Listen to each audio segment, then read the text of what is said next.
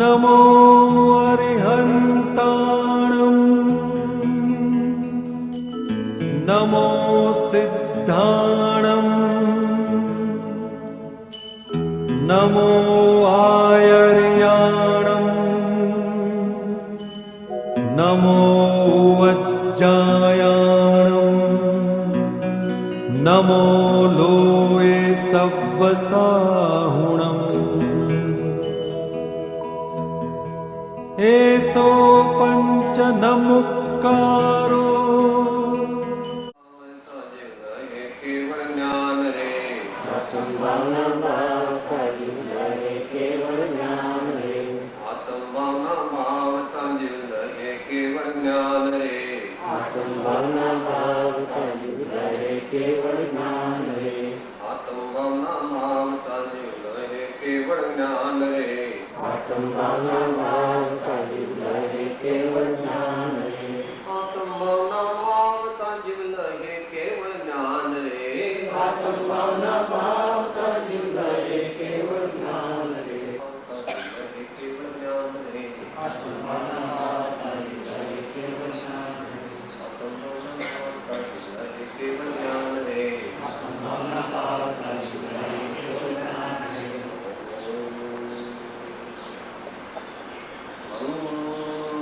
मंगलमय मंगलकरं वीतराग विज्ञान नमोताय जाते भये हरिहन्तानि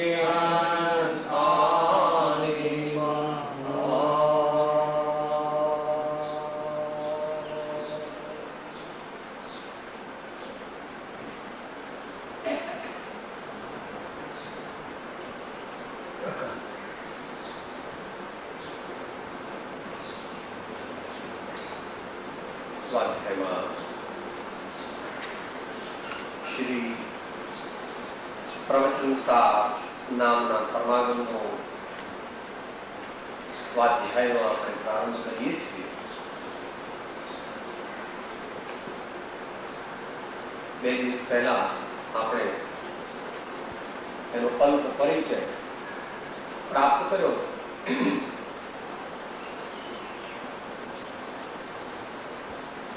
મુખ્ય 3 અધ્યાયમાં વિભાજિત છે. એમાંનો પહેલો અધ્યાય આપણે ચાલુ કરીએ છીએ. લગભગ 2000 વર્ષ પહેલા કુંકુંદ સ્વામીએ એની રચના કરી છે અને 1050 વર્ષ પહેલા શ્રી અમૃતચંદ્ર દેવે એના પર ટીકા લખી છે. બીજી પણ અનેક ટીકાઓ છે. આપણે મુખ્યપણે શ્રી અમૃતચંદ્ર દેવની ટીકાનો આધાર લઈશું. બીજી ટીકાઓનો પણ યથાપદવી આધાર લઈશું. લાંબા ગાળાનું આ સ્વાધ્યાયરૂપી તપ પ્રવૃત્તિ છે. જેટલું આપણું હૃદય નિર્મળ હશે, જેટલી ભગવાન અને આચાર્યો અને સતશાસ્ત્ર પ્રત્યે ભક્તિ હશે અને જેટલી આપણી પાત્રતા હશે એટલું આપણને સમજાશે. પરમ કૃપાળુ શ્રી રાજચંદ્રજીએ જે ઉપદેશ નોંધ 15માં જે સતશાસ્ત્રો વાંચવાની આપણને આજ્ઞા કરેલી છે તેમાં આ પ્રવચનસાર પણ એક છે. પ્રારંભમાં ટીકાકાર આચાર્ય શ્રી અમૃતચંદ્ર દેવ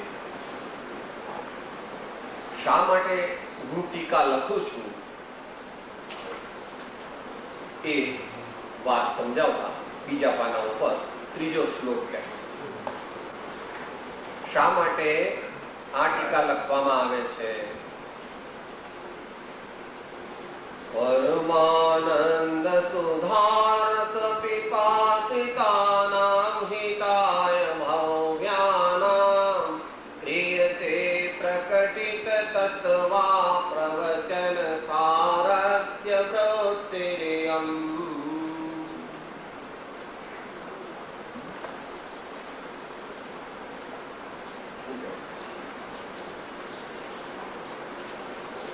શા માટે આ ટીકા લખવામાં આવે છે.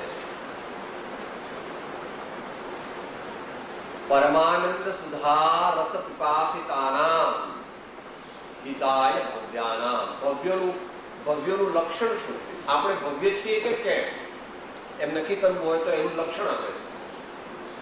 પરમાનંદ સુધા રસ પિપાસિત. પરમાનંદ એટલે આત્માનંદ, પરમાનંદ એટલે ચિદાનંદ. એવો જે આત્માનો આનંદ, એનું અમૃતરૂપી રસનું પાન કરવાની જેની ભાવના છે, તેમના હિતને અર્થે, તેવા ભવ્યોના હિતના અર્થે પ્રવચનસારની આ વૃત્તિ પ્રગટ કરવામાં આવે. હું લખું છું એવું કઈ અહીંયા થતું નથી. જ્ઞાનીઓની ભાષા કેવી છે? હું ક્યાંય આવતું જ નથી. આ બધું થઈ રહ્યું છે. આ બધું થઈ રહ્યું છે. શું થઈ રહ્યું છે? જેમને પરમાનંદ અનુભવવાની જિજ્ઞાસા છે, એવા ભવ્ય જીવોનું પરમ કલ્યાણ થાય, તેમને આત્મ તત્વની યથાર્થ સમજણ પડી જાય અને તેમને નક્કી થઈ જાય કે આવો પરમ આનંદ મારે પ્રાપ્ત કરવો છે. એટલા માટે આ પ્રવચનસાર નામના પરમાનંદની આ ટીકા અત્રે થાય છે. ક્રિયતે કરોમી નહીં, હું કરું છું એમ નહીં, ક્રિયતે થાય છે એમ આચાર્યદેવ આપણને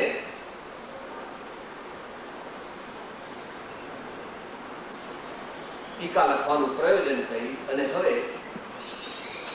મૂળ કર્તાની થોડી ઓળખાણ કે આ પ્રવચન સર પર જેના પર હું ટીકા લખવાનો છું એ મારા સ્વામી કેવા છે, આ શાસ્ત્રના કર્તા પુરુષ કેવા છે.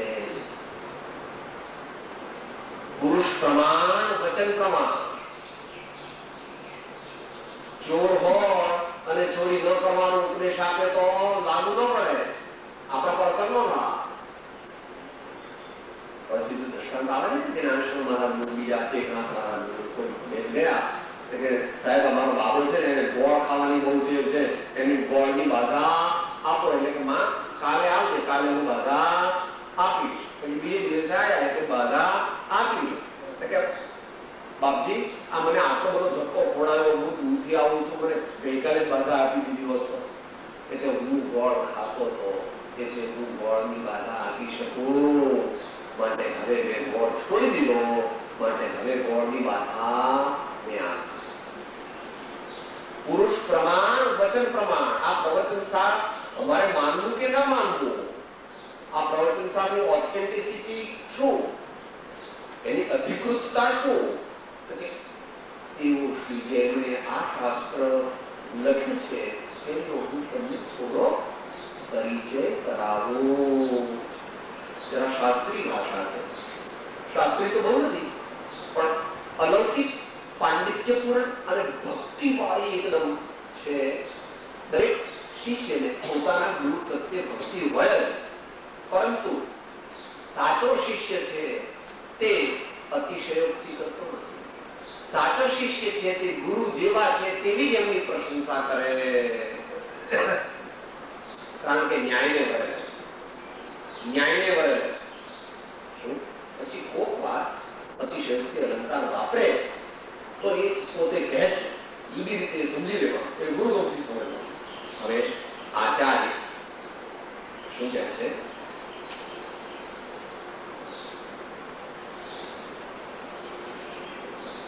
હવે ગુજરાતીમાં શું સીધું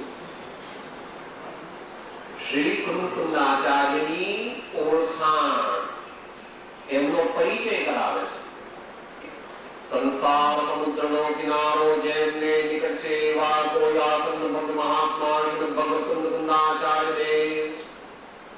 પહેલી વાત એવા છે આચાર્ય, એમનો સંસાર કિનારો નજીક આવી ગયો છે, એટલે હવે થોડા વખતમાં ભગવાન થવાના. કે સાહેબ અમુક તો ખબર પડે. હા,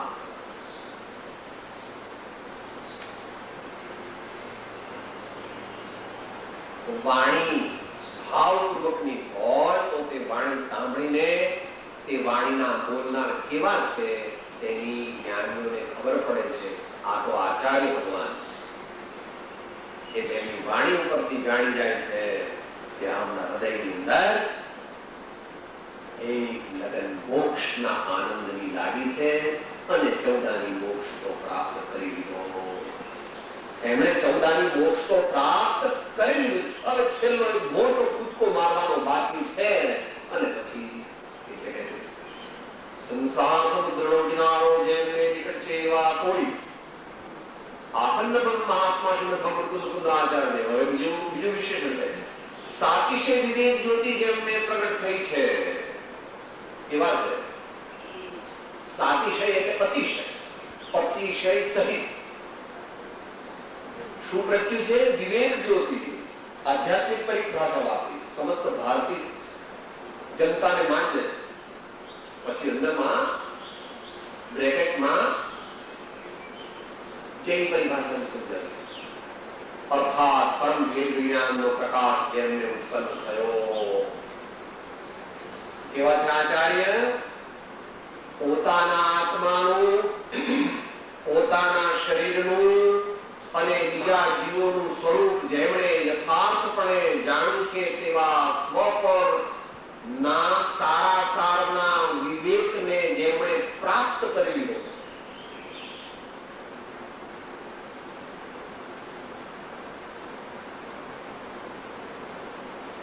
એકાવનનો પાઠ વાંચીએ છીએ મોક્ષમાં. એ જોઈ લેવો છે વિવેક. એવો વિવેક એમને પ્રસિદ્ધ થઈ ગયો છે, એમણે પ્રગટ કર્યો છે પોતાના જીવનમાં. અંતે પાછું વિવેક પ્રગટ નથી કર્યો. એવો વિવેક પ્રગટ કર્યો છે સાતિશય વિવેક. તો જ્ઞાનીઓને છે અને થોડો વિવેક તો મુમુક્ષુઓને છે, પણ આને કેવો વિવેક છે? સાતિશય. સુપરલેટિવ ડિગ્રી વાપરે છે નહીં, સુપરલેટિવ ડિગ્રી. એવો વિવેક એમને પ્રત્યો.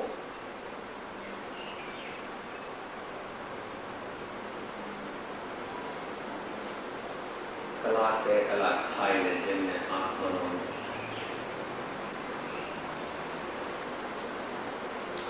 થોડા કલાકે જેમને આત્માના આનંદનો અતિન્દ્રિય રસ પ્રદેશે પ્રદેશે પ્રગટવાથી ઓળકાર આવે છે અમૃતના, એવા મારા સ્વામી તેમને ઉત્તમ વિવેક સ્વપરનો પ્રત્યો. વળી કેવા છે? સમસ્ત એકાંતવાદ અવિદ્યાનો અભિવેક જેમને અસ્ત થયો છે એવા. અભિનિવેશ એટલે ખોટો આગ્રહ. અભિનિવેશ એટલે ખોટો આગ્રહ. શેનો? એકાંતવાદ. એકાંતવાદ. એકાંતવાદ એટલે ભાઈ વસ્તુનું સ્વરૂપ છે એ અનેક ગુણવાન. સોનું છે એ પીળું પણ છે, સોનું છે એ ચકચકતું પણ છે, સોનું છે એને કાટ લાગતો નથી, સોનું છે એમાંથી અનેક ઘાટ ઘડી શકાય છે, સોનું છે એ વજનદાર. ના એમ કઈ પીળું હોય તો સોનું, બધું સોનું પીળું પીળું સોનું. અરે ભાઈ પિક્ચર લઈ એવું ન કરાય. એટલે ના જેટલું પીળું હોય તો સોનું, બીજું કઈ ના માનવું. એને પ્રકાશ હોય કે નહીં, એને કાચ લાગે કે નહીં, મારી નહીં જોવાનું. પીળું હોય તો સોનું. હું કહું છું ને, અરે એવો એકાંત ન થાય બાપા, તો પિત્તળ ભેગો થઈ છો. માટે અનેક રામ છે તે સીતાના પતિ છે એ બરાબર, પણ લવકુશના પિતા પણ છે અને દશરથના પુત્ર પણ છે અને અયોધ્યાના રાજા પણ છે અને લક્ષ્મણ ને ભરત અને શત્રુઘ્નના ભાઈ પણ. ના હું મને એવું કઈ ખબર સીતાના પતિ રામ, સીતાના પતિ રામ. અરે ભાઈ તારી વાત સાચી, પણ સીતાની અપેક્ષા એ તું કહે છે તે સાચું, પણ દશરથના કઈ પતિ નથી, લક્ષ્મણના કઈ પતિ નથી, એમના તો ભાઈ છે અથવા તો એમના દીકરા છે. પણ આ જીવને આપણને કદાચ રોજ આપણે, હું કહું છું ને હું કહું છું માનો, હું કહું છું તો સમજો.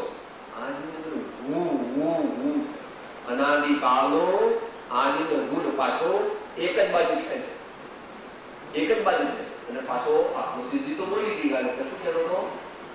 જ્યાં જ્યાં જે જે યોગ્ય છે ત્યાં સમજવું તે, ત્યાં ત્યાં તે તે આચરે આત્માથી જનતે. તો ત્યાં તો એમ બોલે, ત્યાં તો કોઈ લડો આગળ કરતો નથી. લય નિશ્ચય એકાંતથી આમાં નથી કહે, એકાંતે વ્યવહાર નહીં બંને સાથ રહે.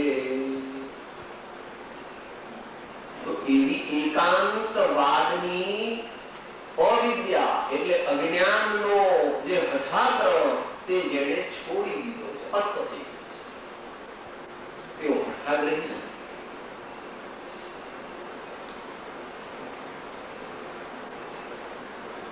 ઉત્તમ પુરુષના ચાર લક્ષણ પૂછાય છે ને, વિશાળ બુદ્ધિ અને મધ્યસ્થ. વિશાળ બુદ્ધિ અને મધ્યસ્થ. તમારા ચાર દીકરા છે તો એકને રાખો. એક સાહેબ ન કરાય, આપણે બધા હરખા, આપણો દીકરો દીકરી આપણે બધા. અલ્યા ભાઈ તું આટલી માતા છો, બધાને હરખા રાખે છે તો ત્રણ લોકના નાથ થવાના છે. એવા આચાર્ય ભગવાન છે કે છે સત્ય જ્યાંથી મળે ત્યાંથી સ્વીકારો. સત્યનો કોઈ માલિક નથી. તીર્થંકર સત્યના માલિક નહીં, સત્યના આરાધક અને સત્યના ઉપદેશક. સત્ય કોઈની માલિકીનું નથી, કોઈની માલિકીનું સત્ય અનાદિ અનંત સત્ય છે. માટે આપણે પણ હઠાગ્રહ ન કરવો. અને હઠાગ્રહ કરવાનું મુખ્ય કારણ અભિમાન કે હું સમજુ છું, મને બધી ખબર છે, મારા જેવો કોઈ નથી, તમે બધા અલ્પજ્ઞ છો.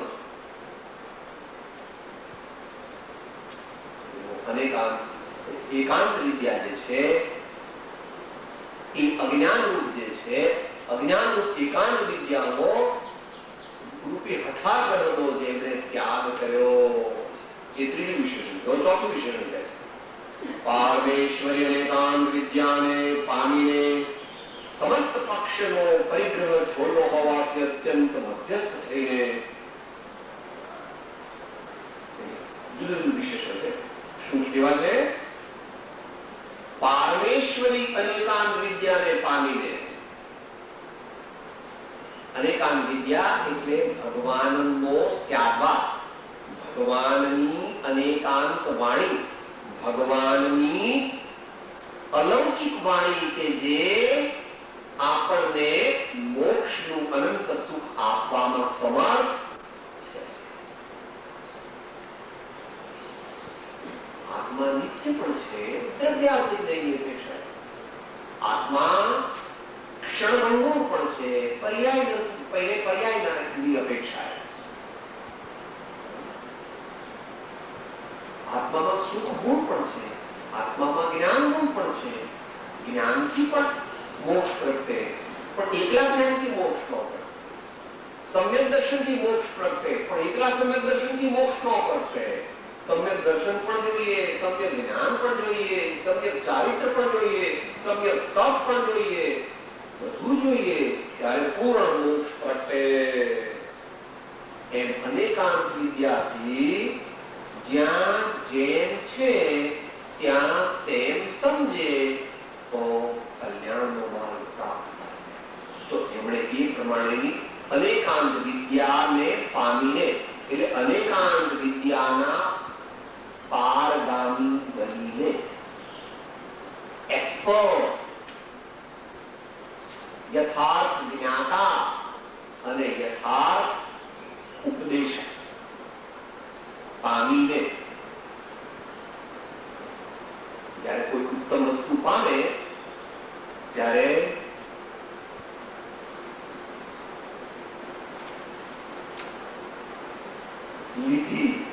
લીધી એવું નથી, પામી.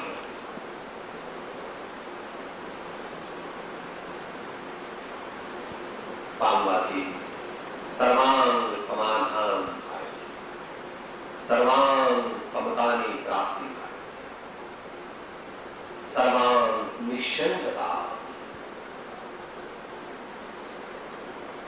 સમસ્ત પક્ષનો પરિગ્રહ છોડ્યો હોવાથી અત્યંત મધ્યસ્થ થઈ.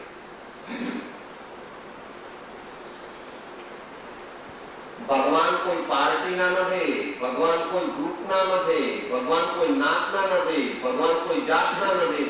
ભગવાન ભલે કોઈ દેશમાં જન્મે છે ખરા, પણ એ દેશનો એમને આગ્રહ હોતો નથી, કારણ કે એ જન્મે છે તો મધ્યલોકમાં, આર્ય ભૂમિમાં, અને સ્વર્ગના ઇન્દ્રો પણ એમના સમક્ષમાં આવે છે, જંગલના સિંહ, હાથી, વાઘ પણ આવે છે, અને ભીલ, વાઘરી, કોળી અને એવા માણસો પણ આવે, અને ગાય, બકરી અને ઘેટા પણ એમની વાણી સાંભળવા આવે.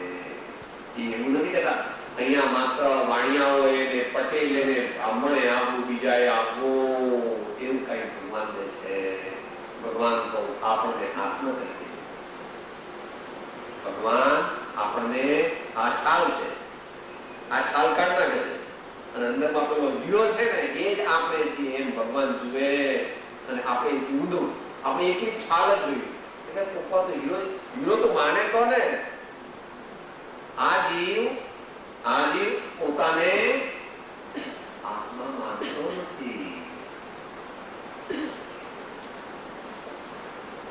તો એમને કોઈ પક્ષ નથી, કોઈ ગ્રુપિંગ નથી, કોઈ પાર્શિયાલિટી નથી, એમનું સ્વરૂપ. આ તો વર્ણન છે, ખરેખર તો વર્ણન કરી શકાતું નથી. શુદ્ધાત્મા વર્ણનમાં આવી શકતા, અને છતાં ભક્ત ભગવાનને મનાવે છે, મારા પ્રભુ આવા, મારા પ્રભુ આવા, મારા પ્રભુ આવા, મારા પ્રભુ આવા. એ ભક્તની ફરજ છે. બાકી ભગવાનનું વર્ણન કોઈ કરી શકતું, ભગવાન જેવા ગુરુદેવનું વર્ણન પણ આપણે કરી શકતા. એવા છે એબ્સોલ્યુટલી ઇમ્પાર્શિયલ. તમારી સુપ્રીમ કોર્ટના બધા જજ જેમ નિષ્પક્ષ તમે માનો છો એના કરતા પણ વધારે નિષ્પક્ષ છે એવા મારા સ્વામી.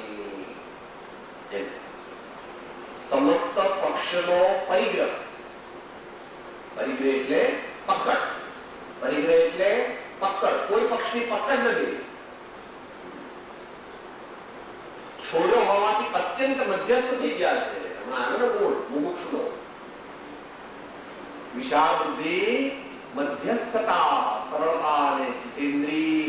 પણ આ તો મુમુક્ષુની કક્ષાએ વાત નથી ચાલતી, આચાર્યની કક્ષાએ વાત ચાલે.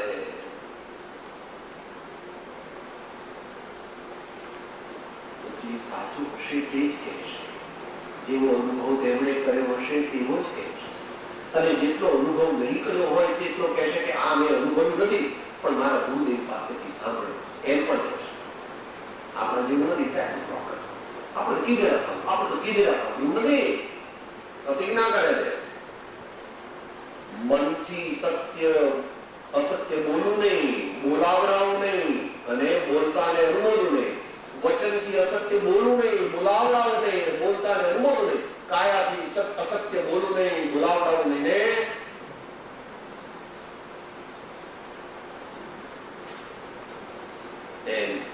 એવા મહાપુરુષો આ દુનિયામાં પરમાત્મા તુલ્ય છે. એમ કરીને પાંચમું વિશેષણ કીધું. હવે આગળ કહે છે છઠ્ઠું વિશેષણ, સર્વ પુરુષાર્થમાં સારભૂત હોવાથી જે આત્માને અત્યંત હિતતમ છે એવી ભગવાનની ભક્તિ એમને પ્રાપ્ત કરવી છે, એટલે ભગવાનની ભક્તિનું વર્ણન છે. સર્વ પુરુષાર્થમાં સારભૂત હોવાથી જે આત્માને અત્યંત હિતતમ છે એવી ભગવંત પચ્ચ પરમેશ્વરના પ્રસાદથી ઉપજવા યોગ્ય પરમાર્થ સત્ય અક્ષય મોક્ષ લક્ષ્મીને ઉપાદય પણ એ નક્કી કરતા થતા પ્રવર્તમાન તીર્થના નાયક શ્રી મહાવીર સ્વામી પૂર્વક ભગવંત પંચ પરમેશ્વરને પ્રણમન અને વંદનથી થતા નમસ્કાર વડે સન્માનીને સર્વ આરંભથી, આરંભ એટલે ઉદ્યમથી મોક્ષ માર્ગના આશ્રય કરતા થતા પ્રતિજ્ઞા કરે છે.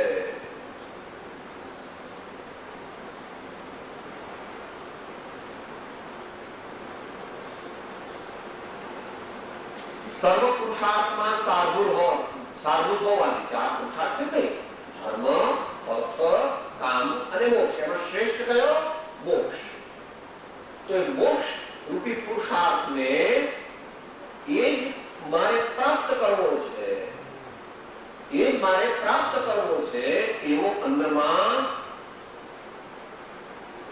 નક્કી કરતા છતાં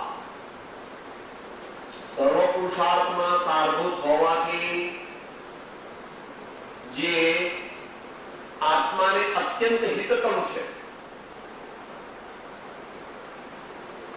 પાંડિત કેટલું છે ભગવાનની ભાષા. આ આત્માનું હિત છે ને, આ આત્માનું હિત છે. સાહેબ મારી તબિયત બહુ સારી રહે તો સારું.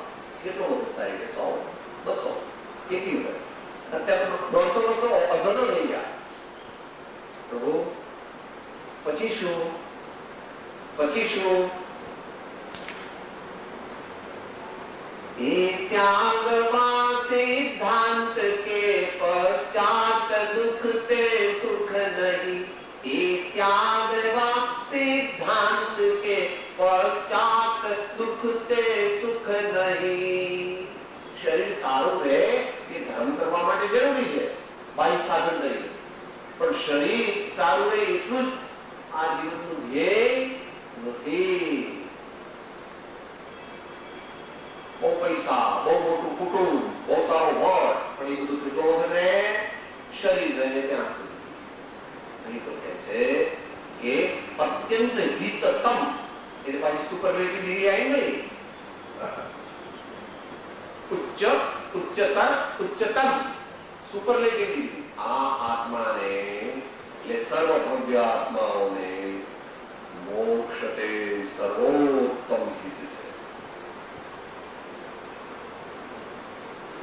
માટે મોક્ષુદન કેવી રીતે વર્તે છે જીવનમાં? માત્ર મોક્ષ અભિલાષ, માત્ર મોક્ષ અભિલાષ. બીજું બધું પ્રાસંગિક કરવું પડે, પરંતુ ધ્યેય જે છે તે તો આ એક મોક્ષ પ્રાપ્તિનું. આત્માને અત્યંત હિતતમ છે એવી ભગવંત પંચ પરમેશ્વરના પ્રસાદથી ઉપજવા યોગ્ય. જો જ્ઞાની કેટલા મહાન ભક્ત છે, મોક્ષ લક્ષ્મી ઉત્પન્ન કેવી રીતે થાય? તો કહે છે ભગવંત પંચ પરમેશ્વરના પ્રસાદથી ઉપજવા યોગ્ય. શ્રી અરિહંતજી, શ્રી સિદ્ધજી, શ્રી આચાર્યજી, શ્રી ઉપાધ્યાયજી, શ્રી સર્વસાધુજી તેમની કૃપાથી, તેમના પ્રસાદથી, તેમના અનુગ્રહથી તે મોક્ષ લક્ષ્મી ઉપજે. એટલે બહુ સાચું છે. તું બોલે તો ખરો. जब तक और व्रतादि सब तहाँ लगी भ्रमरो, जहाँ लगी नहीं संत की पाए कृपा करो. जहाँ लगी नहीं संत की पाए कृपा करो. વિચારવાનું, ફરી ફરી કહું, ફરી ફરી વિચારવાનું.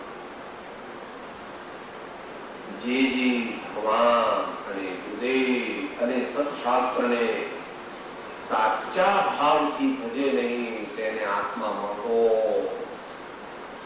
મારે તો આત્મા જોઈએ છે કે આત્મા મળે, પણ આત્મા મળે ક્યારે કરવું? આત્મા મળવો એ તો પાછળની સ્ટેજ છે, એ પહેલાની સ્ટેજ કઈ?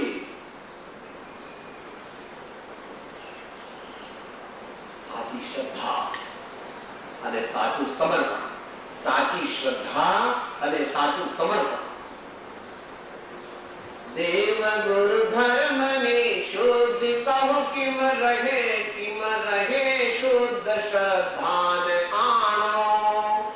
શુદ્ધ શ્રદ્ધાન વિણ સર્વ ક્રિયા કરી છાર પર લીપણો તેગ જાણો. ધાર તરવારની સોયલી દોયલી 14 જીન તણી ચરણ સેવા. માટે ભગવાન ગમતા નથી એટલે મોક્ષ કરી દો. સાહેબ મને આવું ભક્તિ પૂજા ને આવું બધું ન ફાવે તો તમે શું ફાવે? એટલે હું તો પુસ્તક વાંચું. પુસ્તક વાંચે જ્ઞાન ન થાય, પણ પુસ્તક, યોગ્ય પુસ્તક ગુરુદેવે બતાવેલું ગુરુગમથી વાંચે અને પાત્રતા હોય તો કલ્યાણ થાય. એ કૃપા ઉદય કેવી વાત આત્માની અસ્તિત્વના જે હૃદય રૂપક શાસ્ત્ર પ્રત્યક્ષ સદગુરુ યોગ નહીં ત્યાં આધાર ગુરુ પાસેથી જાણી ગુરુગમ મેળવી પછી પોતે વાંચી શકે છે. પણ કોણ વાંચી શકે છે? સુપાત્ર. દ્રષ્ટાંત આપણે શું લઈએ છીએ? ગાયને ભેંસ હોય ને બે પૂળા થઈ જાય અને પછી આમાં નીચે બેસીને બધું ખાધેલું બહાર કાઢી પછી વાવડે છે ને જોઈએ ને વાવડ એમ નીચે બીજો કુવા મળતા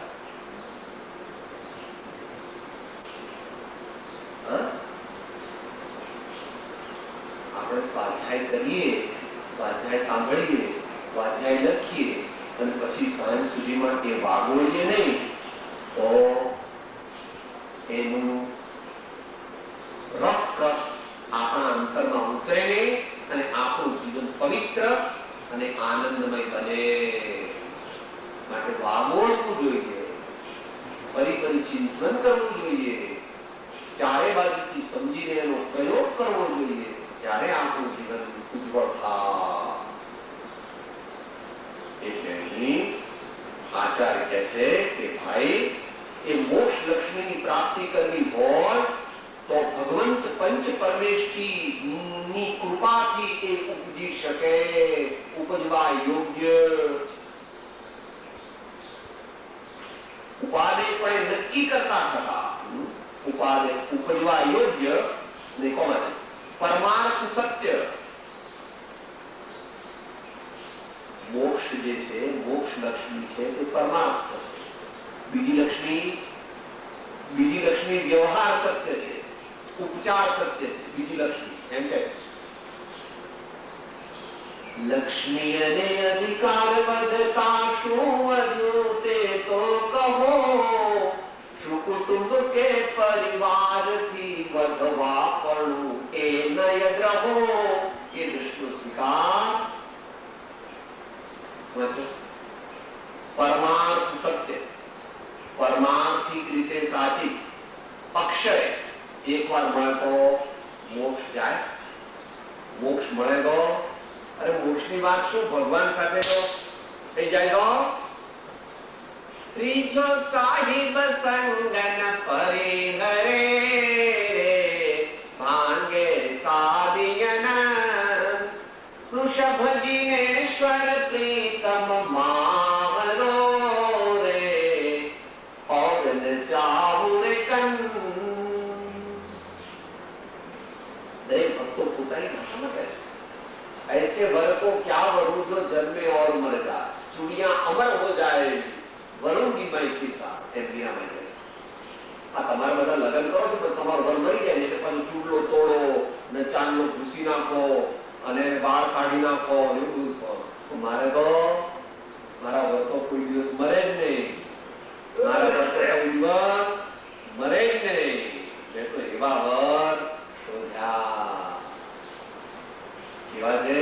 મોક્ષ લક્ષ્મી કેવી છે? અક્ષય, અવિનાશી. મોક્ષ લક્ષ્મીને ઉપાદેયપણે નક્કી કરતા થતા. કન્ટિન્યુઅસ પ્રેઝન્ટ ટેન્સ કેમ વાપર્યો? નક્કી કરીને નહીં, સમજો, નક્કી કરતા થતા. એટલે ભગવાનનો પુરુષાર્થ પૂરો નથી થઈ ગયો, ભગવાન એનો પુરુષાર્થ ચાલુ છે. કારણ કે કેવળ જ્ઞાન ન પ્રગટે ત્યાં સુધી પુરુષાર્થ ચાલુ રહો. કરતા થતા, કન્ટિન્યુઅસ પ્રેઝન્ટ ટેન્સ.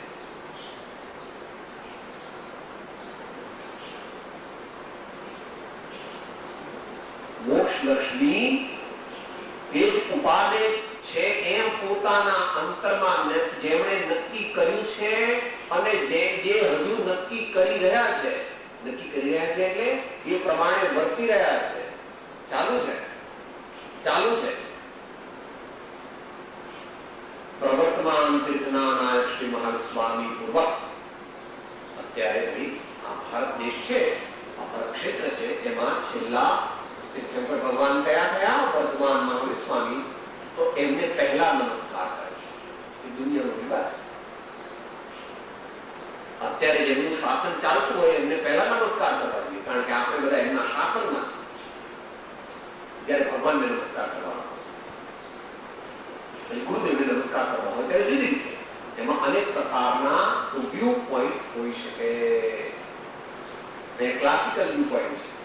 એટલે સિદ્ધાંતથી નમસ્કાર કરે છે. એટલે અત્યારે મહાવીર ભગવાનને નમસ્કાર કરીને, સંભાવીને, સંભાળીને, સન્માનીને, આદર સત્કાર કરીને, પ્રણમન વંદન કરીને, સર્વ આરંભથી મોક્ષ માર્ગનો આશ્રય કરતા થતા પ્રતિજ્ઞા કરે છે.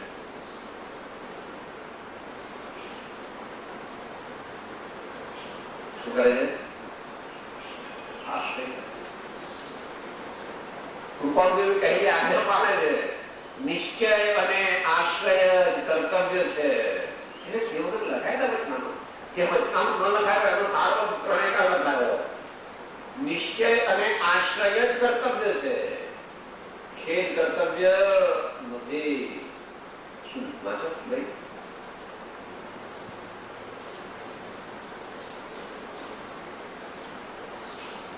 શ્રી મહાવીર સ્વામી પૂર્વક ભગવંત પંચ પરમેષ્ઠીને પ્રણમન અને વંદનથી થતા નમસ્કાર વડે સંભાવીને, સન્માનીને, સર્વ આરંભથી, અહીંયા આરંભનો અર્થ લેવો, જેટલું જોર છે એટલું બધું લગાવીને, જેટલું જોર એમનામાં છે એટલું બધું જોર પૂરેપૂરું લગાવીને મોક્ષ માર્ગમાં પ્રવર્તે, મોક્ષ માર્ગનો આશ્રય કરતા પ્રતિજ્ઞા કરે છે.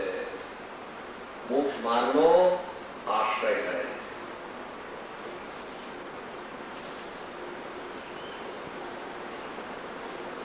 અને પછી પ્રતિજ્ઞા કરે.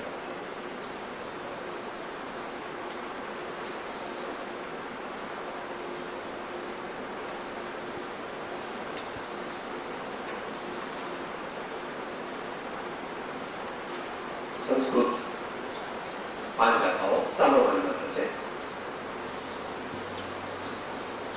પ્રવચન સારની પહેલી 5 ગાથાઓની સંસ્કૃત છાયા.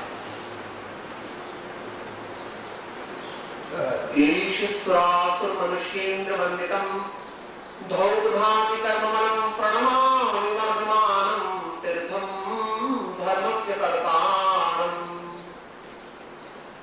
शेषान् पुनस्तीर्थकरान् सर्वसिद्धान् विशुद्ध सद्भावान् शमनांश्च ज्ञान दर्शन चारित्र तपोवीर्याचारान् तां सर्वान् समतं समतं प्रत्येकमेव प्रत्येकं वन्दे च वर्तमानान् अर्हतो मानुषे क्षेत्रे कृत्वा अर्हद्भ्यः सिद्धेभ्यः तथा नमो गणधरेभ्यः अध्यापकवर्गेभ्यः साधुभ्यः चेति सर्वेभ्यः तेषां विशुद्ध दर्शन ज्ञान प्रधान आश्रमं समासाद्य उपसंपद्ये साम्यं यतो निर्वाण संप्राप्ति.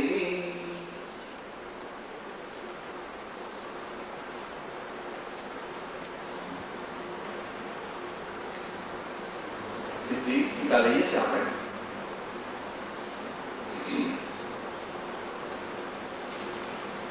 શું છે?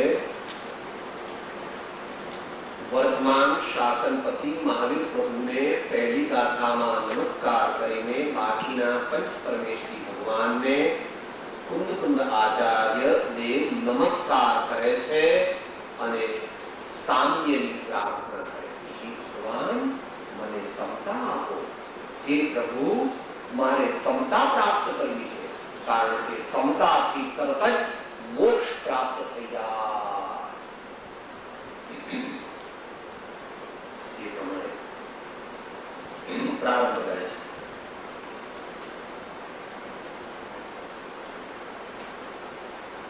ટીકા સુધી લઈએ. આ સ્વસંવેદન પ્રત્યક્ષ દર્શન જ્ઞાન સામાન્ય સ્વરૂપ હું પોતાની ઓળખાણ આપે છે. નિશ્ચય લયની અપેક્ષા है.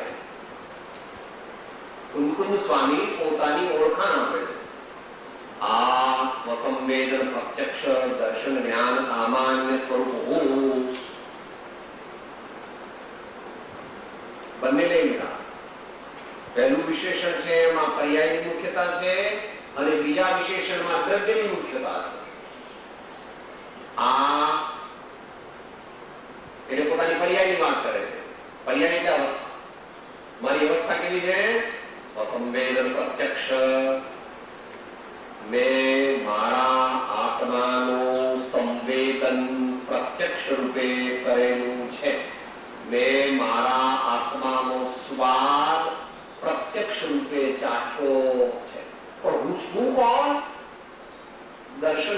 સામાન્ય સ્વરૂપો. હું તો ત્રણેય કાળ ટકવાવાળો છું. આત્માનો અનુભવ ન કરતો હોઉં ત્યારે પણ હું આત્મા છું, અને આત્માનો અનુભવ કરતો હોઉં ત્યારે પણ હું આત્મા છું. આત્માનો અનુભવ કઈ કાયમ ન હોય છદ્મસ્ત જીવને. આત્માનો અનુભવ કાયમ તો માત્ર કેવળી ભગવાનને, અને એમને અનુભવ છે એમ કેવું એ ઉપચાર છે. એમને તો સ્વભાવ ભાવ પ્રગટી ભગવાન ભગવાન આત્માનો ભાવ આત્માનો અનુભવ એવું ભગવાન ન હોય, એવું તો ભૂલીને હોય. ભગવાનને ધ્યાન કરે, ભગવાન ધ્યાન ન કરે. એવું કહેવાય કે ભગવાન ધ્યાન કરે છે, ભગવાન ધ્યાન ન કરે. જે ધ્યાન કરે એ તો ભગવાન ન હોય, એ તો સાધક હોય. ભગવાનને ધ્યાન ન કરવાનું હોય. ભગવાન તો ધ્યાનના ફળ રૂપે પ્રગટેલો અનંત આનંદ અનુભવે. ભગવાન કઈ સાધક નથી. ભગવાન સામાયિક કરે, ભગવાન સામાયિક ન કરે. ભગવાનને સામાયિક ફળ હોય કાયમ. ભગવાને તો આત્મપદ સિદ્ધ કરી દીધું. દેહ છતાં સંપૂર્ણ દેહાતીત થઈ ગયા. માટે ભગવાન ધ્યાન કરતા નથી. ઉપચારથી કહેવાય કે ભગવાન ધ્યાન કરે છે. હું કેવો છું? સામાન્ય જાણવા વાળો અને દેખવા વાળો છું, અને વર્તમાનમાં સ્વસંવેદન મને પ્રત્યક્ષ પ્રગટ્યું છે એવો આ હું. ધારી આત્મસિદ્ધિની આત્માર્થી લક્ષણની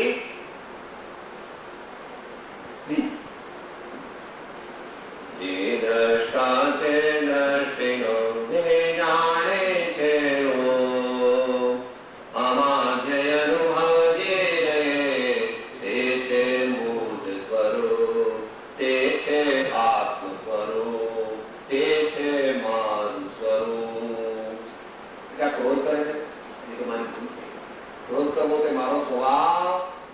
બીજાની નિંદા ઈર્ષા નહીં મારે કરવી. મારા સ્વભાવમાં બીજાની નિંદા કરવાનો ઈર્ષા કરવાનો સ્વભાવ મારી ભૂલ થઈ ગઈ. પ્રભુ મેં કોઈ નિંદા કરી, ઈર્ષા કરી. આ બેના સારો નથી, આ ભાઈ સારો નથી, આ મારા ગામ છે, આ લોકોને કઈ આવડત નથી, આ લોકો ભોજનશાળામાં બરાબર ખાવાનું નથી બનાવતા, આ લોકો બધી ગંદકી કરે. આપણે સાથે એને સુધારીએ. નિંદા કરવાથી કઈ મળે નહીં. આત્મા સ્વભાવ છે એ પોતાની ઓળખાણ આપી વિશેષ. હવે જેઓને નમસ્કાર કરવાના છે એવા મહાદેવ ભગવાનની આગળ ઓળખાણ આપશે. આગળ પહેલા પોતાની મૂળ શબ્દ જે છે એક જ શબ્દની વ્યાખ્યા કરી. આ કયા શબ્દની વ્યાખ્યા કરી?